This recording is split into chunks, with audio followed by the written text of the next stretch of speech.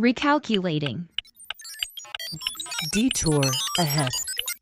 It's really odd to have grown up in an apocalyptic, in time biblical prophecy worldview like Seventh day Adventism, where the belief is this revelation is talking to the time we're living in and talking of a time where explicitly, according to Adventist dogma, the American government would come into an alliance with a religious authority and create this unity that is effectively this false religion.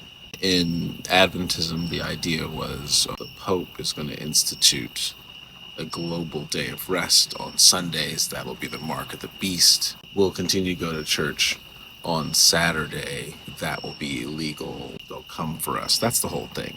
Run for the hills while you still can. Head for the wilderness. It's like if you know Adventists that are living out in the country or have bought land out in the country, that's why.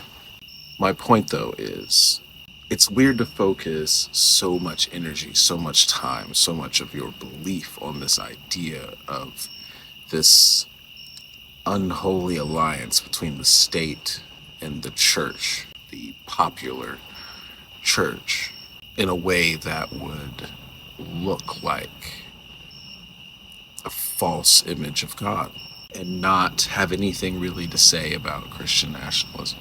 To not see what is happening right now as allegiance as being required to one man who has these unified conservative white Americanism and evangelicalism. I mean, it was always unified, like he put that and power together. Now, I'm not suggesting, before anybody thinks I am, that Donald Trump fulfills biblical prophecy positively or negatively. Donald Trump is a small man. He's a very dangerous man. He's a small man. No, Revelation speaks to archetypes we can find ourselves in at any point in time. It is a warning.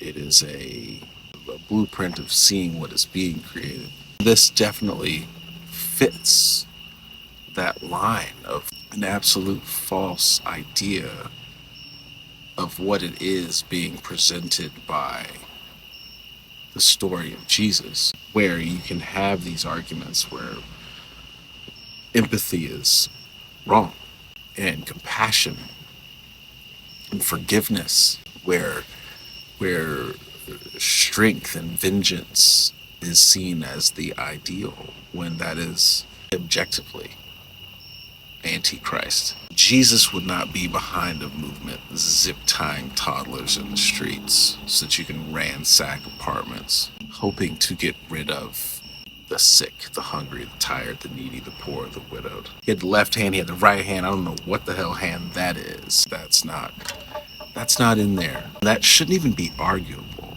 The marriage of the two ideas, whatever we are doing from this conservative standpoint in Christianity, that it goes together. They are the same thing. That is how they look at it. And it's always been a really interesting thing. You always hear you can't be a Christian and vote Democrat. Also, noon on Sunday is the most segregated hour in America. Because black people are Christian too. Black people have been voting for Democrats for a long time. I do. When people say that, they never stop and think about it. You know what I mean?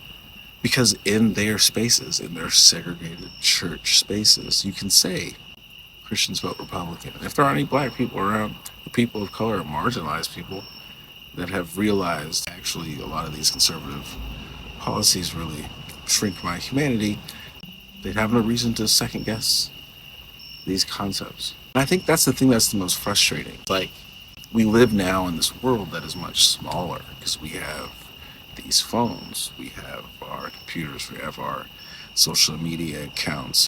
We are constantly on the scroll. While that is probably bad for our mental health in a lot of ways, it does connect us to other perspectives quickly, even unwittingly, in a way that has never been true before.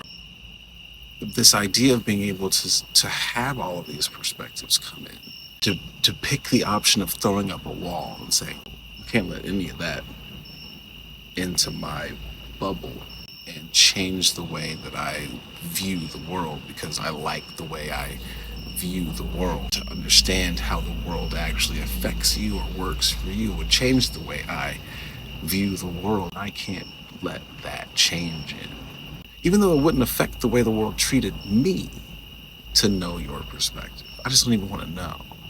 That's a wild choice that people make daily, many times a day, to reject the concept of other people's perspectives. That the thing I've always done, the thing I've always thought, never needs re-examination in any way, shape, or form. Anyone that would call themselves the same thing I call myself must be doing things the right way.